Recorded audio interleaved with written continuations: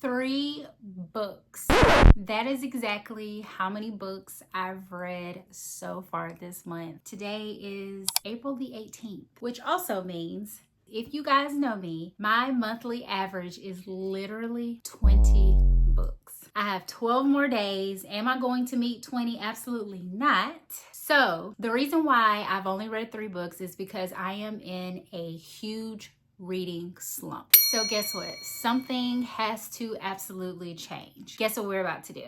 I'm giving every single book from today's video a 50-page audition. And at the end of each one, I'm giving you all a Reader RX. And what that is a prescription. Not just did I like it, but who is the reader for, and what do you need to prepare yourself to read this book before it even hits the shelves. So if you want to see if some of these upcoming releases are hits or misses, stay tuned.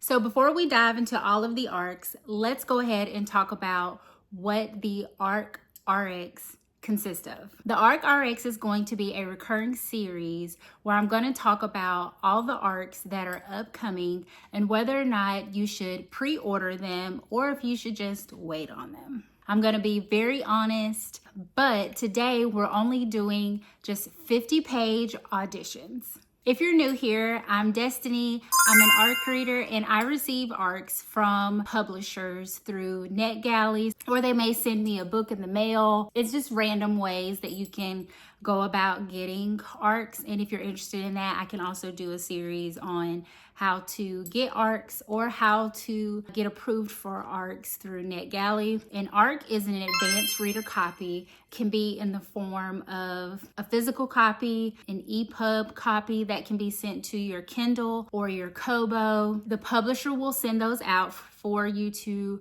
read the book, provide a review, whether that be on social media, Goodreads, Amazon, all the different platforms prior to or either on the day of publishing. I don't even get paid to review. I'm not even sponsored by any publisher today for all the books that I am reviewing today. This is totally a series your girl conjured up here in her brain. And I'm also going through a reading slump, so I definitely wanted to do something different to try to break my reading slump. A publisher may also send a book to you through what's called an ALC, which is an advanced listener copy. That's just an audiobook version of the book. You can also receive those through NetGalley. You cannot download the audiobook. You can only listen to the audiobook through NetGalley's app. So I also wanted to do this to go ahead and catch up because I have life going on, like I have a full-time job. Also, I am in an 18-week coding class. Reading is very therapeutic for me. So I'm actually really excited to dive into what's coming out for the rest of the year. In the ARC RX, every book is going to get a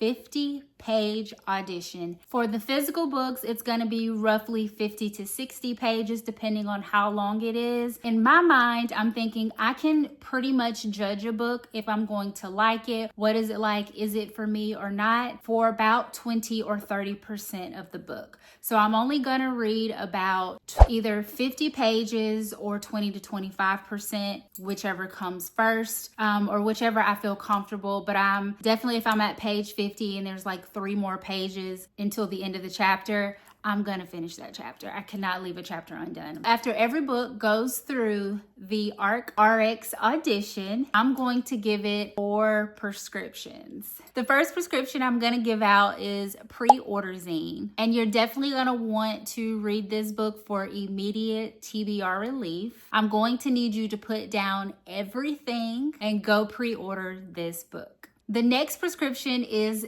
TBR-Max. This is a sustained release, so you're gonna wanna take this one only when the book is available. This prescription is for books that are gonna come with a very strong recommendation.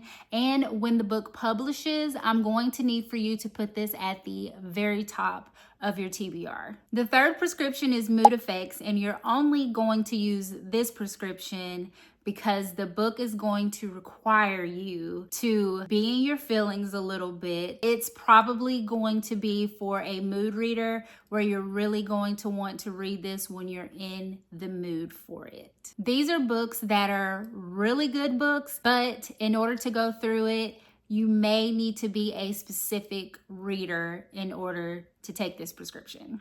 This prescription is for books that are not for everyone, but it's perfect for the right person. And last but not least, we have the prescription Waitamine. I'll be giving out this prescription if I feel like 50 pages or the 20 to 30% mark in the book is not enough for me to actually judge the book. It doesn't mean the book is bad. It just means that where I'm at 20 or 30% or 50 pages in, I can't give you a really good call or a really good feel on what the book is about. And I may need you to hold and wait for other reviews closer to the review date. No book in this series is being dismissed at all. I'm taking all of these reviews very seriously. I'm just adding a very fun aspect and a different flair to testing out books to see if they'll break my reading slump, or if these are books that once they publish, I actually want to go out and buy the book as a trophy because I have a shelf full of trophies. Please note that if I say that a book is not for me, I am not one to bash a book or bash an author and their writing at all. If a book is not for me, it is definitely for somebody. I am gonna let you know who the book is for and who the book is not for. If I prescribe a book a prescription of Waitamine, that is not a bad review. Please don't take that as anything. That's just, at this point in this book, these are my initial thoughts and how I feel. And of course, my biggest thing I always say, reading is subjective. So with that all being said, let's go ahead and get into the stack for today. So here is everything that we are working with. So the first two books I've already started, so these are not going to get a fresh audition. These two books are going to get a progress report on where I'm at, and I'm also going to read 50 more pages. I'm going to tell you where I'm at currently in the book, or 20 more % of the book, and then I'm going to give a progress report and assign a prescription. So I'm going to be a little bit further in these two books. So the first book is Dark is When the Devil Comes by Daisy Pierce. I am 13% in on this book, and this is an e-arc or an electronic arc, and I am going to be reading that particular book on my Kindle. The second book that's going to be getting a progress report from me is Honey by Imani Thompson, and I am currently 25% in on this book. That book is also an e-arc, and I'm also going to be reading that one on my Kindle as well. Alrighty, y'all, so let's go ahead and walk through all of our fresh auditions, and we're gonna go through our physical arcs first. The first physical arc is Summer Official by Rebecca Weatherspoon. This is actually my very first Rebecca Weatherspoon book. This book is already out now, but it released on April the 14th. This book is 288 pages, and this is a YA summer romance. The next book I am very excited about is Ghost in the Night by Tiffany D. Jackson, and this book will publish on August the 4th, the day after my birthday. So this book is a YA horror / thriller book, and I'm very excited about this. I love Tiffany D. Jackson's work. I love all of her YA books as well as her adult books as well. And this is more so of like a middle grade book, but she writes them so well that at the age of 38, I do not mind reading YA, because her writing is just so amazing, and I just really adore her writing style. The next book is also another new to me author. I'm really excited about reading this book. This is In Between Days by Cameron Garrett. I've not read anything by Cameron Garrett, but they have great reviews all over social media, so I'm very excited to dive into Cameron Garrett's work. And this book releases on May the 12th. So I'm gonna give you guys my real and raw impressions of all of these books. And so let's go ahead and get started, y'all.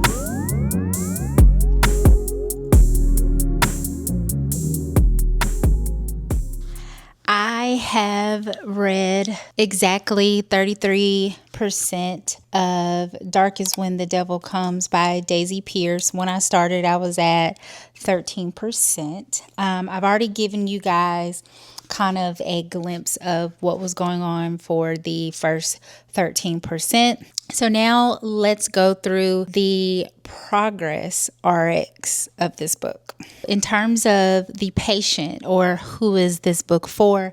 This book is definitely for someone who loves thrillers or more like a mystery. I can tell this is leaning really heavy into the mystery, but I'm starting to see an ominous trend for our FMC. Her name is Hazel. Like, we're in her mind as well, and she is making the statements, I need my medicine. And I'm like, girl, are you about to act up? Like, why you need your medicine? So with that being said, this book is definitely going to be for someone who loves psychological thrillers, because I feel like she about to nut up. Like, I think she finna show out. Like, I feel like the kidnapper is about to regret it, but it could totally go totally different. This is my very first Daisy Pierce book, so I have no idea what to expect. I'm very interested in reading Something in the Walls by Daisy Pierce, but very, very excited to see exactly where this book is going to go. Yeah, and Hazel's an unreliable narrator. Like, we're getting her point of view, and we're also getting her sister's point of view as well, because she was supposed to go meet her sister and she never showed because she got kidnapped. So her sister is essentially looking for her. And then also, like, the neighbors are like, we know about your sister, and I'm trying to figure out, well, what's wrong with Hazel? So let's get into the diagnosis, or the condition of the book.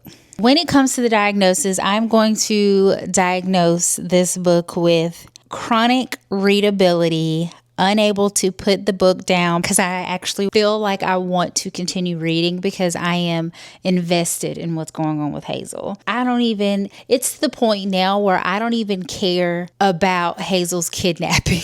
I want to know if she's crazy, if she's batshit. Like, I'm just invested in her mental well-being more than I am about her physical well-being. That is so wrong of me, but that is just where I'm at right now. So the next one, and yes, I did make categories, y'all. Like, I went deep into this.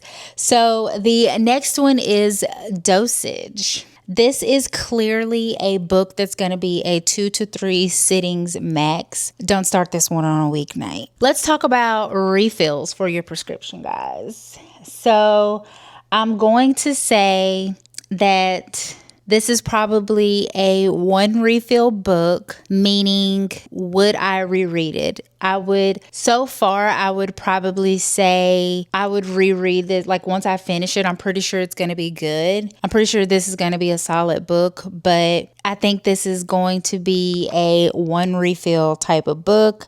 And it's going to be worth a second read after time passes. And last but not least, on this Reader RX. So what's the reader prescription that I'm going to assign this book?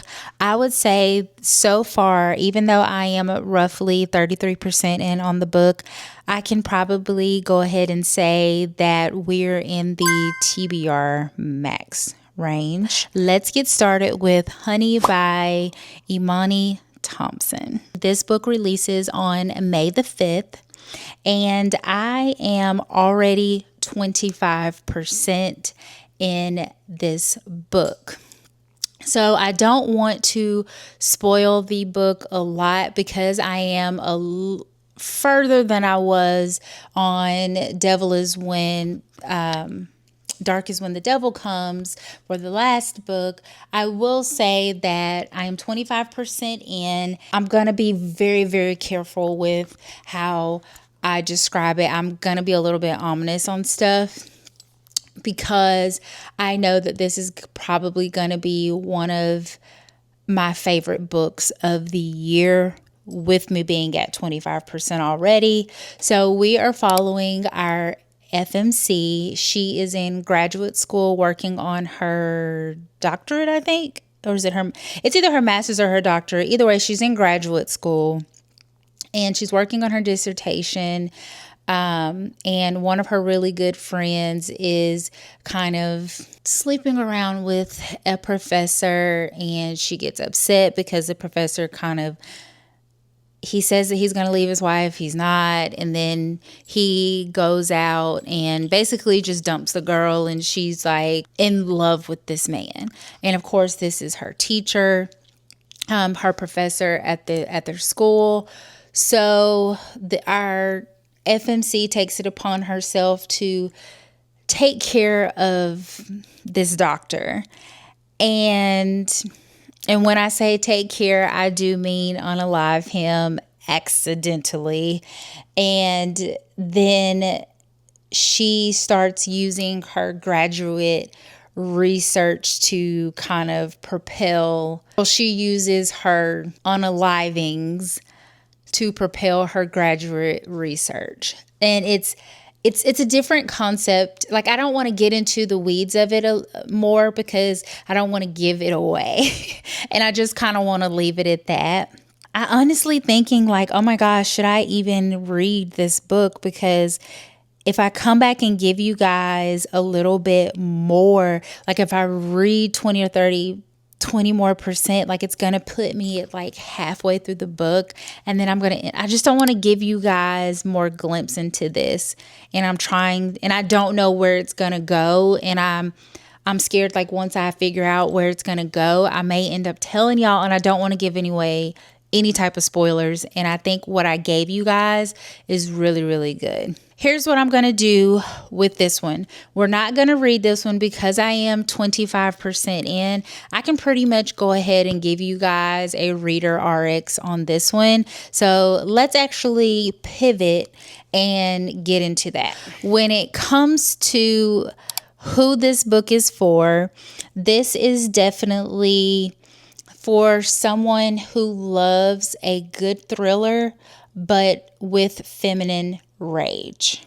This is definitely a FMC who is very pissed off at men in her life or just in society taking things that is not theirs.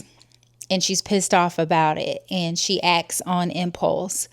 But, well, I say she acts on impulse, but sometimes it seems very calculated at the same time. Diagnosis-wise, I will say this book has definite high emotional stakes with a satisfying resolution that I'm unsure of right now. So I will say this is definitely going to have high emotional stakes because of what she's doing.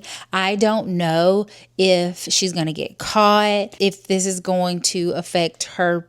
Like, she's not going to get caught, but it's going to affect her schoolwork and her dissertation or thesis or whatever she's working on. I don't know the outcome or the resolution, but it's definitely high stakes for sure. And she seems to be like, I ain't scared. Like, it is what it is, you know, like what I'm doing here on the side is for society, and I'm pushing my agenda to get, you know, I have an agenda to get to pass, and it's gonna work. So, but anyways, in terms of dosage, how and when to read this, I would say this is gonna be a 2 to 3 sitting max book for sure. And in terms of refill, I would say no refills are needed. And essentially when I say refills, it's basically like, would I reread this book? I would probably say no refills needed. Once is exactly right. Like, and not saying that it's not good from saying my absolute top book of last year was The Reformatory. I would never read that again because that book tore me apart. So that doesn't necessarily mean when I say one and done. I feel like this is a one and done book. I would read this book with a book club. It seems like it's a conversation piece for sure. So If you are into book clubs, it's a conversation piece book. That is my Progress RX. I will probably say when it comes to the Reader RX and what I'm prescribing this book, I would say this is going to be in between a TBR-Max and a Moodifex. This is a book for a very specific niche. Everybody who reads thrillers or psychological thrillers that also have a trope of feminine rage, some people don't like that. For me, I love a book on feminine rage. Like I'm game for a solid feminine rage thriller. I don't care how you write it. I'm probably gonna like it because that's a trope that I really, really enjoy. Actually, let's go ahead and put it with Moodifex, and let's prescribe Moodifex for Honey. I've actually pre-ordered it already, so when it comes, I'll have my own copy because it's there already, and I know it's gonna be like. It's going to be a high recommendation. And the only reason why I'm not saying it's TBR-Max or it's not Pre-Orderazine, I'm not giving it that because of the feminine rage piece that sometimes could be a turnoff for some people. And if it is, definitely prescribing it Moodifex. But if feminine rage is something that you can tolerate, you can handle, then I would probably go with TBR-Max. All right, guys, we're about to start our fresh auditions. I'm really excited about these. We're going to start with our physical arcs. And of course, I've already showed you guys those 3 physical arcs that we're going to start with. And the first book up, we're going to start with Summer Official by Rebecca Weatherspoon. This book has already released this week on April the 14th. I'm going to read 50 pages. Rebecca Weatherspoon is actually a new author to me. If I'm not mistaken, I think she's a Black author, if I'm not mistaken, but I'll put it on the screen if she's not. And I'm really, really excited about diving into this book because the cover is so cute. It is a YA, like a YA summer romance. And so I'm really, really excited to read this with you guys. So let's go ahead and dive into Summer Official for 50 pages. I'm going to go ahead and read the back of the book. It says, Heaven and Sailor could not be more different. Sailor is bubbly, popular, athletic, and always booed up. Heaven is grumpy and artistic, prefers her skateboard to people, and has never dated anyone. No one would ever believe they'd agree to spend the entire summer together. When they reluctantly come together for a summer project, they aren't expecting to enjoy each other's company the way they do. Even more surprising, the tension they spark isn't from awkwardness, but an undesirable and irresistible chemistry. You know what they say about opposites. So it just says sweet teen romance that feels like ice cream on a hot day. And it is 288 pages. So I may need to go till about 55 or 60 pages in this book. I have just read 52 pages of Summer Official by Rebecca Weatherspoon. I went ahead and did an additional 2 pages to end me off at the chapter. So I've read 52 pages. Let's talk about my thoughts of the book thus far, and let me go ahead and give you guys a reader RX. So in terms of patient, who is this book for?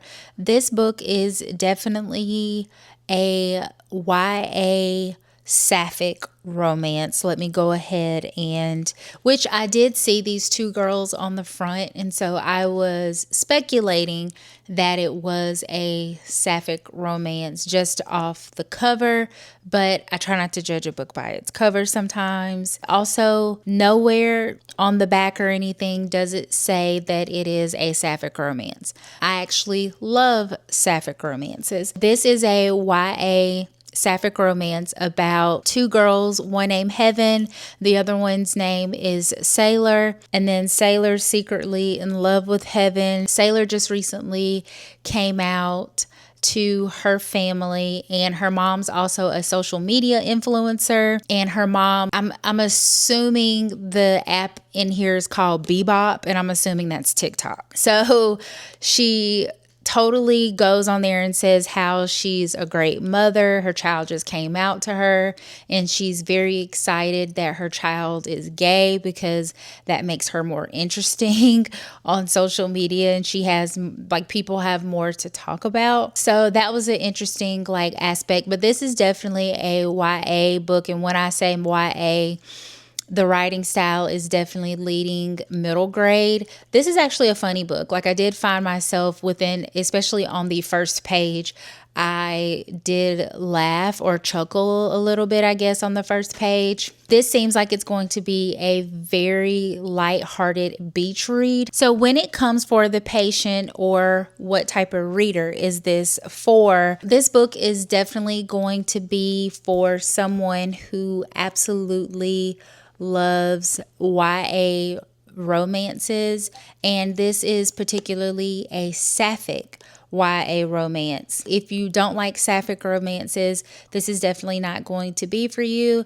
This is leaning very middle grade to high school in terms of writing style. It's a very easy read, don't get me wrong. I actually flew through the 50 pages. It was actually very interesting. This seems like it's going to be a very lighthearted summer read between, two high school, I think they're high school seniors. I really like Sailor. Haven't read that much about Heaven to kind of gauge her character development, but so far I've only read a few chapters from Sailor, a few chapters from Heaven. So far the book is dual POV. In terms of diagnosis, I would say this book has a lot of, it's promising, but I think it's going to require longer observation. So in terms of dosage, I'm going to go with, this is a slow burn book that I would enjoy at the beach. It's one of those lighthearted reads. I mean, they're high school kids. I'm assuming we're not going to have any spice. I don't know. This is actually my very first high school sapphic romance book, but the sapphic romances I normally read have spice and they're adults.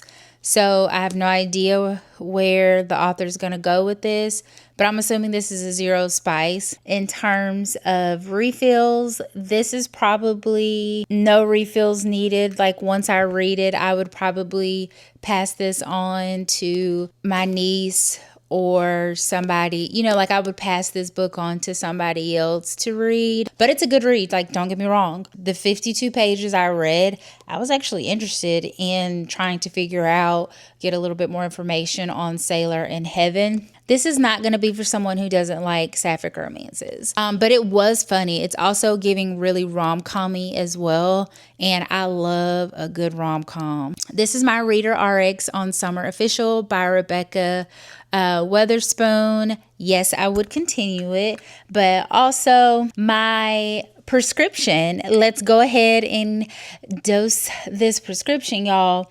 This is going to be in the Moodifex.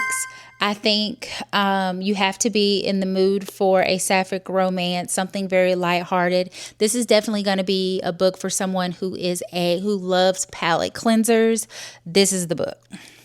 So, but yes, that is Summer Official by Rebecca Weatherspoon. Like I said, we're going to hit it with the Moodifex. Okay, y'all, so I just finished up 64 pages of Ghost in the Night by Tiffany D. Jackson. The reason why I did not stop at 50 pages was because this book was a little bit longer than the other ones. This one had, how much did I say? Almost 270 or something. Therefore, I did read a little bit more, and I wanted to get to the end of that chapter that I was in. I was first assuming that this was a YA horror book, just kind of reading the back of it and looking at the cover. But I will say this is leaning definitely at the YA mystery. Let's go ahead and go through the Reader RX for Ghost in the Night by Tiffany D. Jackson. While I was reading it, I did get to the part of like the ghost. It did feel a little bit creepy, but it's more on the cozier side of creepy, and that's probably because this is a young adult book. This book is definitely giving nostalgic vibes, and it's definitely giving goosebumps, you know, R.L. Stine goosebumps. It's giving all the things. So in terms of the patient, who is this book for? This book is definitely a YA middle grade book. The reading is very easy. It's not too simplistic to where like someone who, I'm in my late 30s, I'm enjoying this book. So an adult could definitely read this. It's definitely safe for, I would probably say 8+. On the back, it doesn't really say the age bracket, but let me check the inside because sometimes it'll have appropriate age bracket in here or suggested. So it says ages 9 to 12, grades 4 through 7. This actually, now that I've read that in the front of the book, that closely aligns with what I was thinking because I said 8 and on. But this is saying 9 to 12. It's definitely giving 9 to 12-year-old like a goosebump book, but it's actually really good. She always adds like those extra elements to, like, it's definitely going to talk about, you know, paranormal activity, the occult. You know, she talks about religion in her books and just grief and loss. And so all of those things, it builds up her YA novels, and I think that's what gives her like that cutting edge, because it makes it to where the character has a little bit more depth. It's not just your typical 10-year-old going, you know, your 10, 11-year-old going on a ghost tour in Savannah, Georgia. But we're just following Harmony. Her dad is a musician, and they are going to, she went to New Orleans to a ghost trip. She wants, her grandmother just passed away, so she's also dealing with some grief and loss. Her mother died when she was a child, so she's also a motherless girl. There are no siblings that I can tell right now. So they go to Savannah. They find out that a close family friend has been unalived, like a robbery gone wrong, and then she decides while she's in Savannah, and Savannah is allegedly the most haunted place in the U.S. I didn't even know that, but and I've never been to Savannah. I've always wanted to go, so it's making me very intrigued about Savannah. But anyways, they go to Savannah. She's on a ghost tour right now. She thinks she sees a ghost, or she's kind of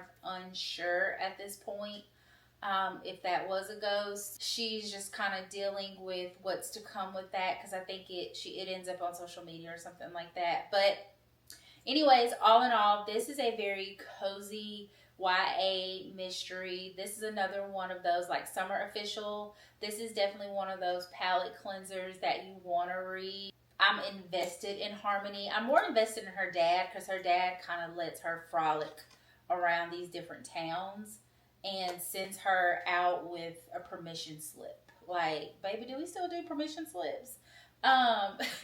So, and like, she's literally giving ghost tour, like the people who lead the ghost tour, she's literally giving them a permission slip. Now, whether that permission slip is real or fake, that she wrote it or her dad wrote, she said her dad wrote it, but I have yet to see any evidence that her dad is actually sending her. But so far, we think, as readers, we think that she is being sent out with this permission slip. And I'm like, it feels like it's 2026 in this book, and I would never let my child frolic all over these crazy towns. In terms of like our diagnosis, I think this, I would classify this as some mild engagement. We have some potential for the storyline escalating with the cliffhanger that's in this last chapter that I finished up. I think there's going to be a potential for something to blow up in the storyline. Definitely clear your schedule. You'll finish this out literally in one night. It's that interesting. Refills, would I reread this again? Yes, I would. I would also pass this along to my niece and my nephew. My nephew likes to read, and I feel like this is a book he would love to read, and so I would probably definitely buy him a copy as well. So let's go ahead and talk through the prescription for this. The prescription for this is going to be Pre-Orderazine. I definitely recommend that you go out and pre-order this from either Barnes & Noble or any independent bookstores. Let's get to our next book.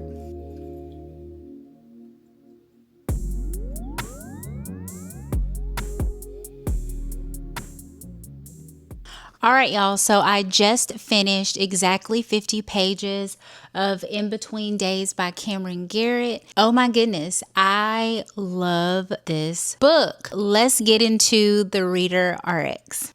So this book is a contemporary YA novel, and this is my first book by Cameron Garrett, and oh my goodness, this won't be my last.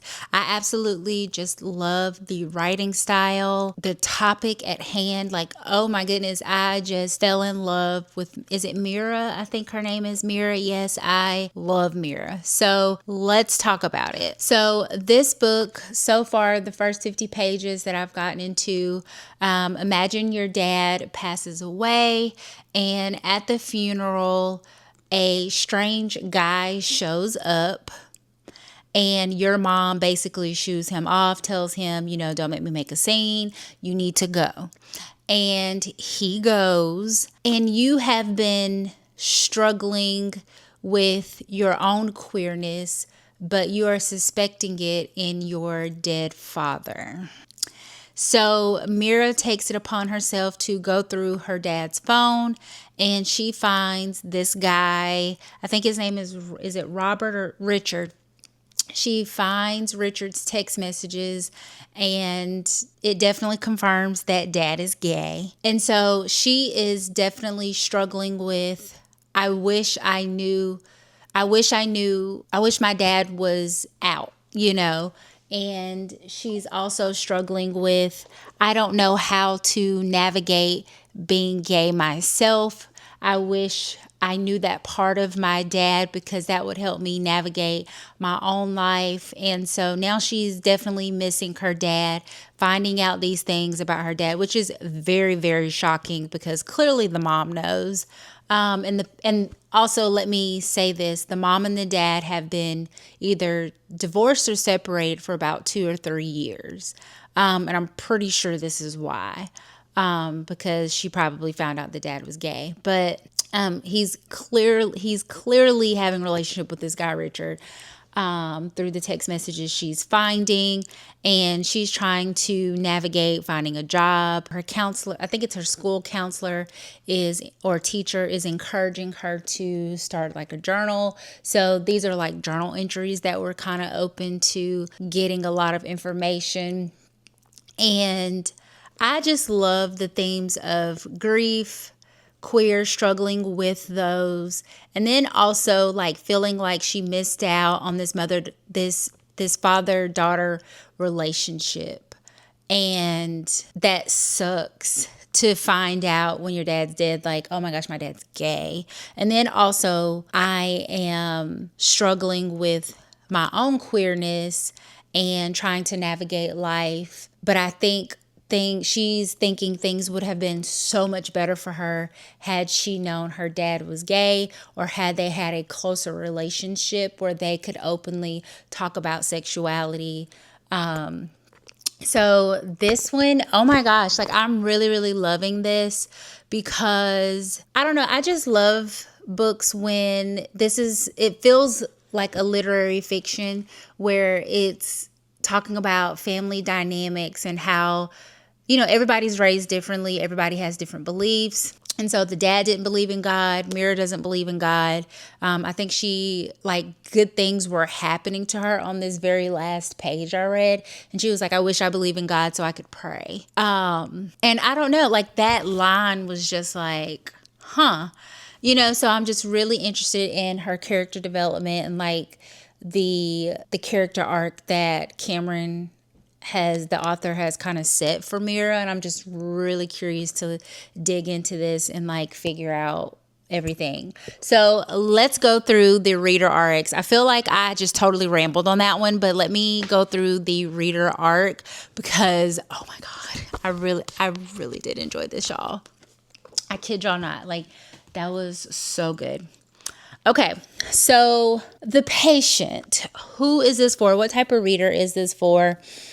This is definitely this is somebody who, this book is for someone who is struggling with their own queerness or who is curious about, not just about being queer, but just curious about those family dynamics and how people navigate that, because it's definitely different, and it's definitely different in Black families. And so I think that also sets it apart. So that's something that's extremely interesting for. So this book is definitely for someone who's a comfort reader or someone who wants something with some depth and some heart. I think this is the perfect book for that. And then I also think I'm really wanting to, like, I really wanted to go get my whole annotation kit and like start marking this book up, because I had feelings, y'all, and they were like, oh my gosh. I've never been in these situations. Like, I still have my dad. I have a very close relationship with my dad. I think just that father-daughter relationship is something that I can definitely kind of resonate with on Mira, but I'm definitely like wanting to read through all of that and see exactly what's going to happen and how things kind of play out now that she is befriending Richard as well, y'all. That is who the book is for,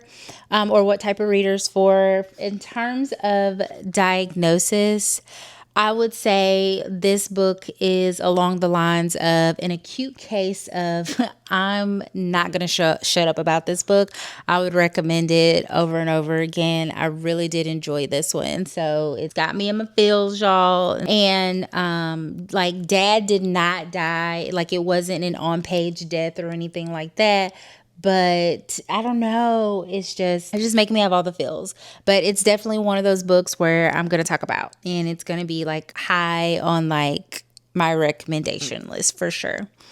Dosage, how and when to read this book. If I could, it would be a one sitting, but I would definitely do 2 to 3 sittings max, because this is a book you're going to want to annotate. This is a book you're really going to want to deep dive and just go through all of the, pinpoint all of the characters and the character arc and the character arc of the mother, because that's something I don't think I think this is all from Mira's point of view, the entire book, but I wish I had a point of view from Mom. I think that would have kind of just solidified her feelings around this, and like also helping her child go through being queer, knowing that your husband was equally queer. It's an interesting read and trying to navigate those feelings. And it would have been great to get Mom's point of view, but it could be in there. I've only read 50 pages. So the next one is refills. Would I reread it? Absolutely. I would say this is probably an unlimited refills. You always gonna have your prescription on this one. It's permanent, it's giving permanent shelf material, y'all. Like it's so good. I really, really am enjoying 50 pages in. Like I want to finish that one. Oh my gosh, y'all. Like, what do y'all think the ARC prescription is? It is definitely Pre-Orderazine. Go get this book. It's going to be great. It releases on May the 12th. I'm really excited about it. So we have covered so far a total of 5 books, y'all, and this has been great. Like, please let me know again in the comments. Drop a pill emoji if you are enjoying this series so far, and please let me know which book is piquing your interest out of the first 5 books. I will say, Cameron Garrett's book, this very last book, is hitting it. It's hitting it, y'all. Like, it is it.